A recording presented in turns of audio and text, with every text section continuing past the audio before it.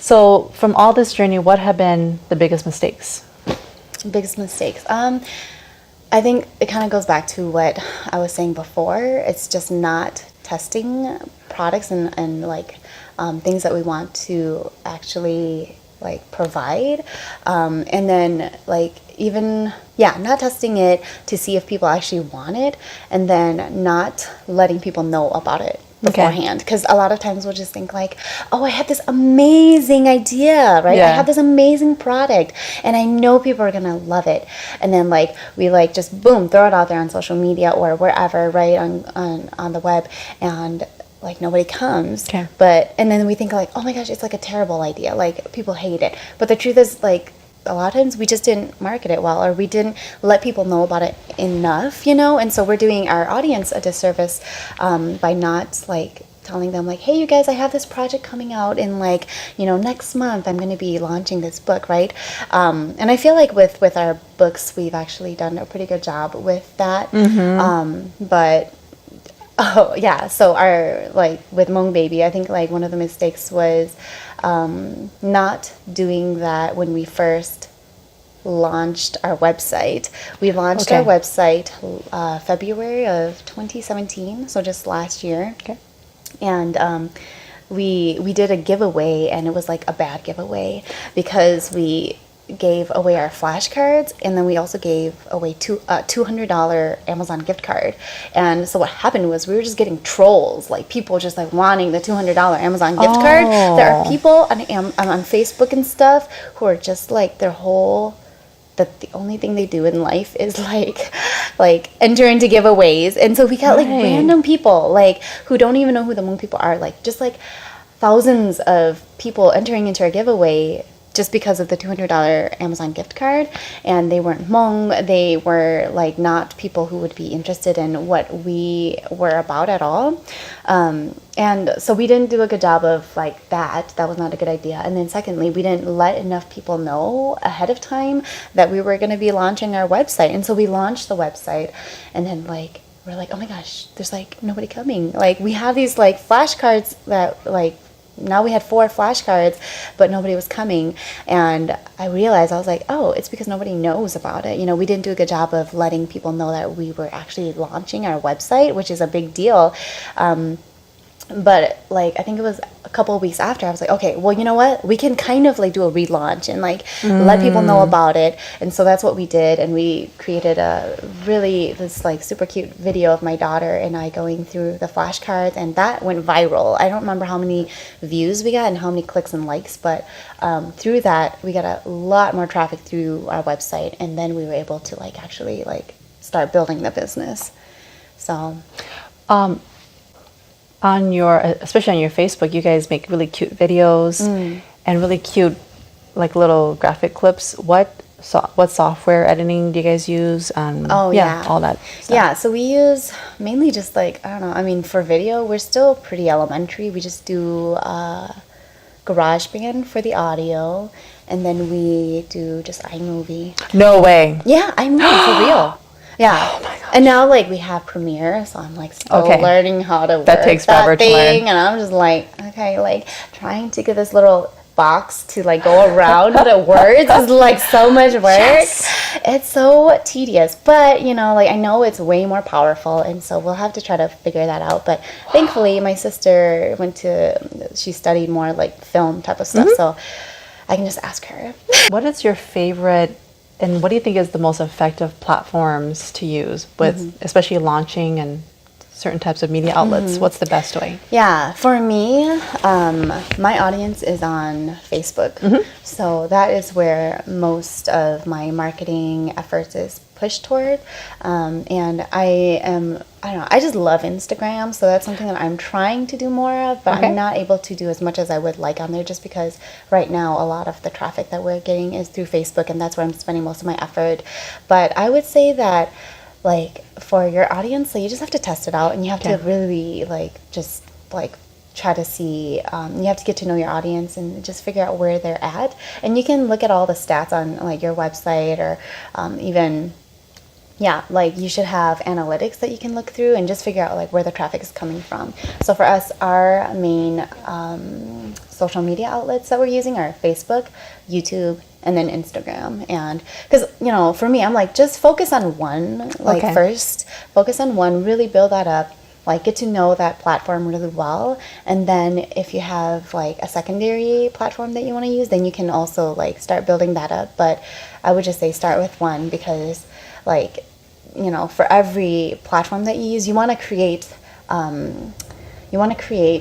what marketing material that is native to that, you know. And what I mean by native is like just, you know, for Instagram, right? For instance, Facebook, you want to do more horizontal. You can do more horizontal videos, but for Instagram, you want to do it more vertical. Portrait mode. Right? Yes, exactly. Okay. For like stories and just, that's just how Instagram is. So you don't want to like take a horizontal video and like put it on Instagram and like half of you is cut off or something, you know. So you have to, yeah, it takes more time and effort to actually be on multiple platforms, but yeah. As far as your website, who do you go through? So for our website, we use Shopify, and we love Shopify. They just, they make it so easy for you to have shops on there, right? All right, so what are some never skip rituals that you have? Yeah, so it's hard to never skip rituals or to even have rituals when you have babies. But something that so my routine, I have like a morning routine, and I feel like when I don't do my morning routine, I am so out of focus. I don't have like this clear focus for the day, and I feel anxious. Like I feel like there's so much I need to do, and I don't know, like I don't even know what I need to do, and also like I don't know like how I'm gonna accomplish this stuff, right?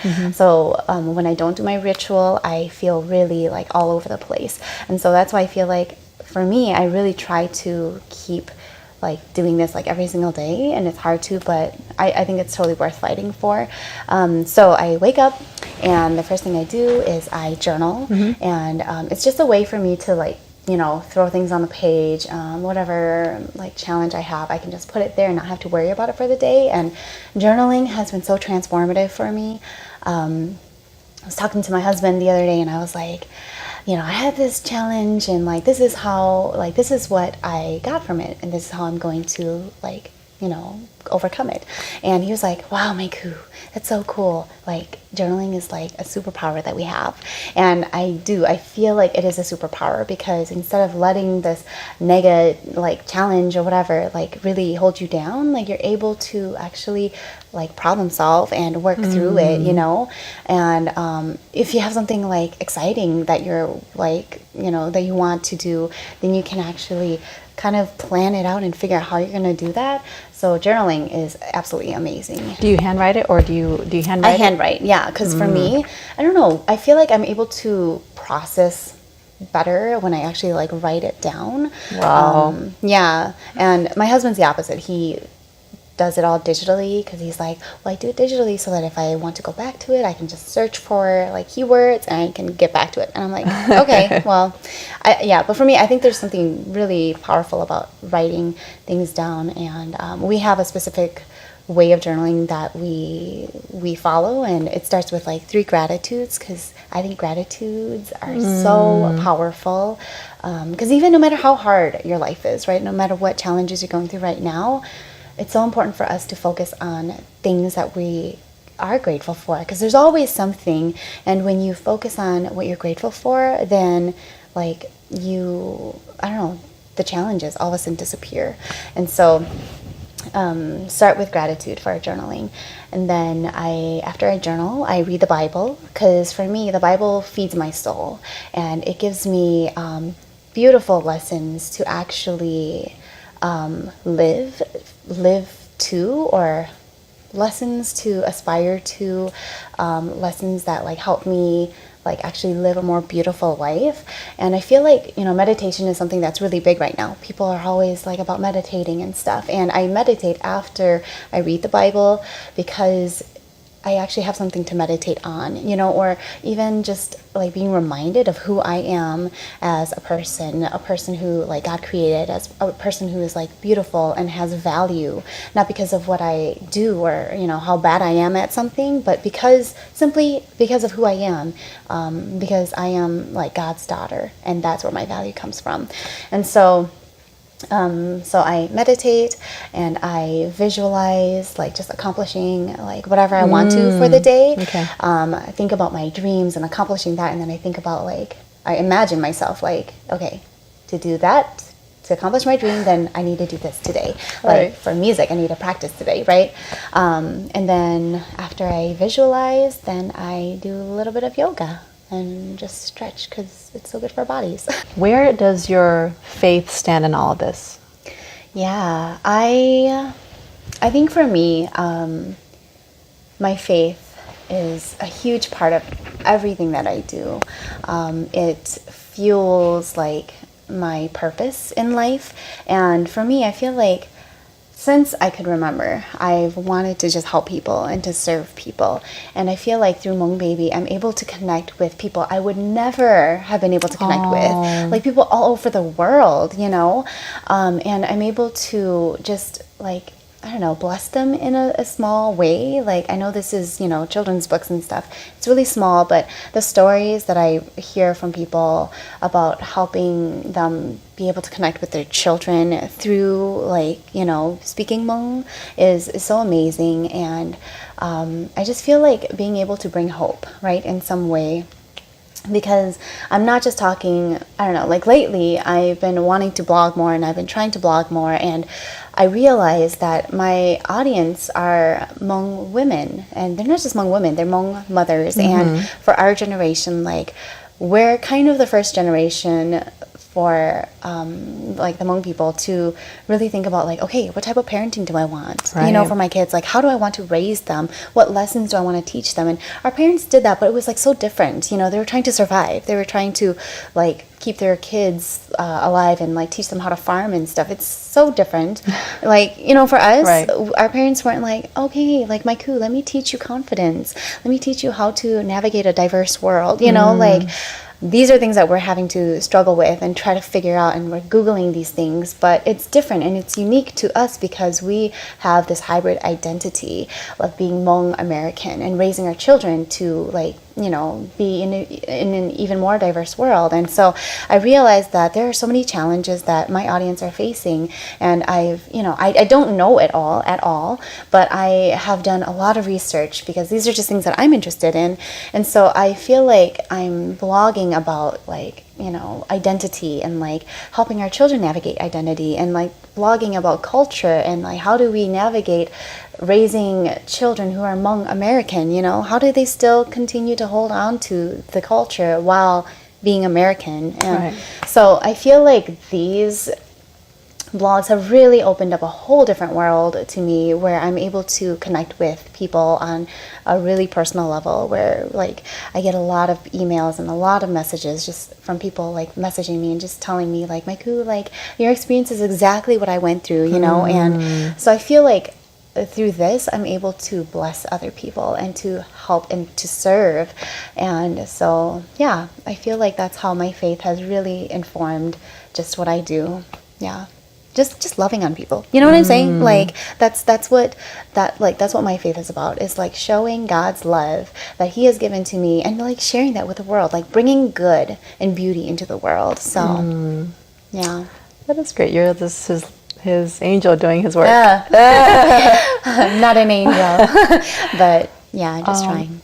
What are some personal hobbies you have? Interest in hobbies? Yeah, so, oh my goodness, hobbies. Who has time for hobbies anymore, right? Especially when you're up at 4 a.m. Right? Yeah, so I love music, and it's something that I wish I had more time to do, but yeah, so just trying to do music, play the guitar, kind of picking up piano again. I went to college for piano, but it was but I was like traumatized, and so I like, dropped it. Okay. But I'm slowly picking it up again and just trying to find joy in it instead of like having this formalized, you know, this is how you do piano. Oh, right. Yeah, just like finding joy in it. So that pretty much takes up a lot of my time. And then also like reading on, whatever spare time I have, because I think that reading is so important.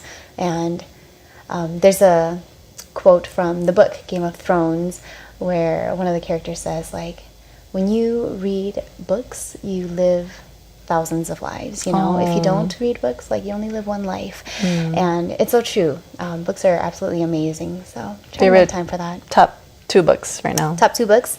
I guess the books that I'm reading is The Magic of Tidying Up. Have you heard of that book? No. It's a book by Marie Kondo. I think that's how you say her name. But it's basically about like keeping your home tidy and really like recognizing that like when you have a home that is clean and tidy, your life is also more like tidy. Yes. And so that's just kind of a fun read right now. And then another book that is really good. I haven't finished this book yet, but I will. The 7 Habits of Effective People. That's a great book. Yeah, it's so good. It just has some really, really great concepts on it. And it's a book that I want to revisit. My husband's reading it right now, and he like keeps talking to me about it. I'm like, oh yeah, I remember that. Oh, it's so good. And so I'm like, okay, I want to read it again because it's that good, This is the big question I've dreamed of asking you. Okay. Why are you so comfortable in front of the camera? It's so funny. Can you teach that to me? Yeah, I think honestly, I think I'm comfortable because, so my husband started a church, and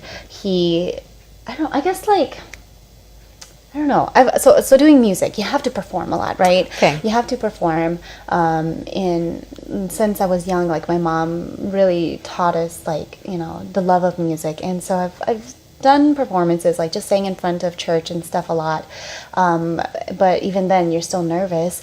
But I think that in college, I had to play at these recitals, right? Where you're playing in front of all your peers, and I was no good at the piano. And I just came to the point where I was like, you know what? I don't even care anymore. Like, I obviously suck, or, I'm not as good. My peers have been practicing since they were 3 years old, and I have now just kind of decided I'm going to play piano. And so you practice and practice and practice, but then when I was like, okay, I know I'm going to mess up. That's just the truth, I know I'm going to mess up, but I'm just going to do my best. And I remember playing, and there was one time where I played this piece and it was going real good, right? And I was like dun, dun, dun, dun, dun, doing the whole cross hand over thing. And then at the end it was blah, blah, blah, blah. And it was just totally ended off. And I was just I just got up and I laughed at myself, and I just bowed, and I was walked off the stage. So this really happened. It wasn't a dream. Oh, this is for real. Yeah.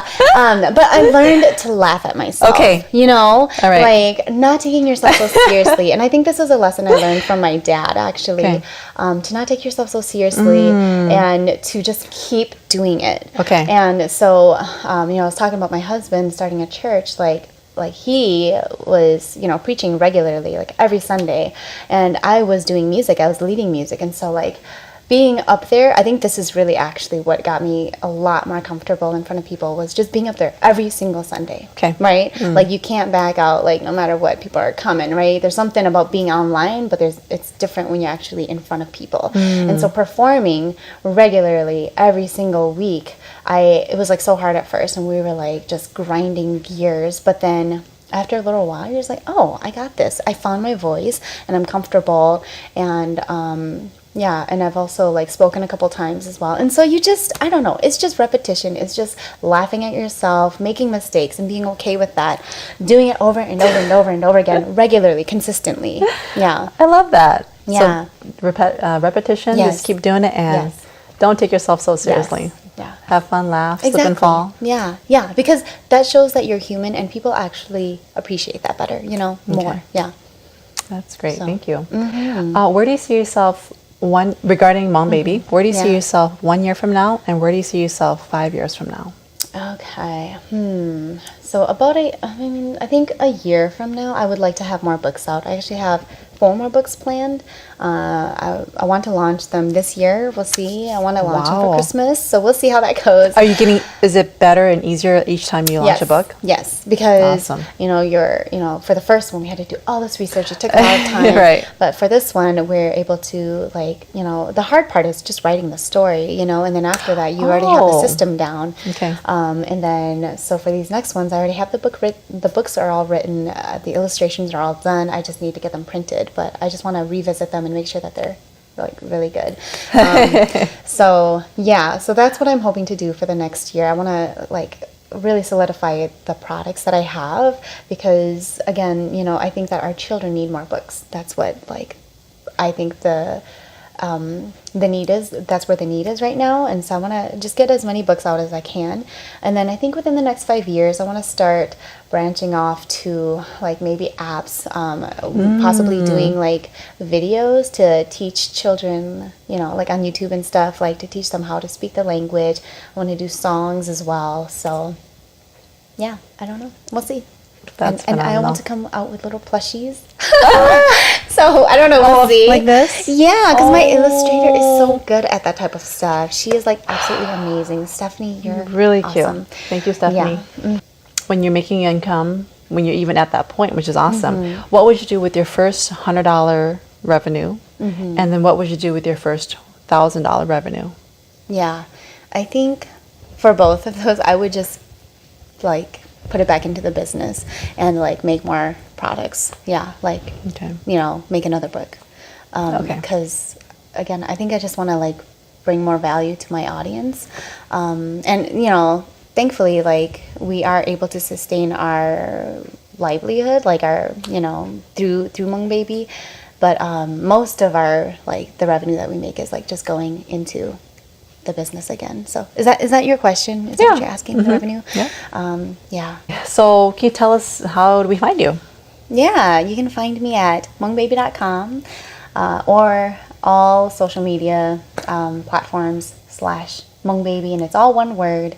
So Hmong Baby together. If I search you on Google, will you come up on search? Yeah, just search for Hmong Baby. Hmong Baby. Well, it's okay if I read it. Yeah, you Okay. can totally read it. I love read it. that. Oh, yes. You know what's funny? You know how I learned how to read Hmong? How? In college. Oh my gosh. The college course had a Hmong. They work. Yeah. I see. Yeah. Yeah, that's great. I'm so glad that and now you're teaching your kids. Yes. Yeah. Yep. Okay, so the book is, all right, I hope I can pronounce it well too, So the book is Mykou Thao by Mykou Thao. Jasmine? Mykou Thao. Yep. Your oldest or your younger? My oldest. So this book is actually written, it's her. She's a character. Oh, that is so sweet. May you live an empowered life, knowing that you are strong enough to overcome any challenge that comes your way. Nhớ rằng Golun Behu Li Jam, Golun Behu Wa Galu, Get Tia Xiambo Na Potong. That's so cute. Gu Tia Tao, Go Hun Go Potong, Gu Hu Tao, Gun Ye Dong Potong, Gun Ye Tao, Go Lo De Li Tun Je Potong, Gu Lo De Tao, Go Ya Li Tu Nong Potong, Gu Ya Tao. Có chai tu neng patong. Okay. Hoyo bua oa li cha. Gu chi oa li cha. Gu zeme me. Te zhou gu do. La gu cheng la gu ying o tao. Go ying o tao tia. That was very sweet. I was like, this is the message I want to teach my Well, Mykou, thank you so much. thanks for having me. It is just awesome to finally see you in person. And what a great value product you have made out there from your mind. You and your husband, a wonderful partnership, and seeing your entrepreneurial skills put to test. I really appreciate it. I've learned so much from you. Thanks. All right, well, comment below, see what you think, or any questions you've had, or any questions I should have asked Mykou. And I'll love to hear from you. Hit comment, like, and subscribe. Thanks so much. Bye.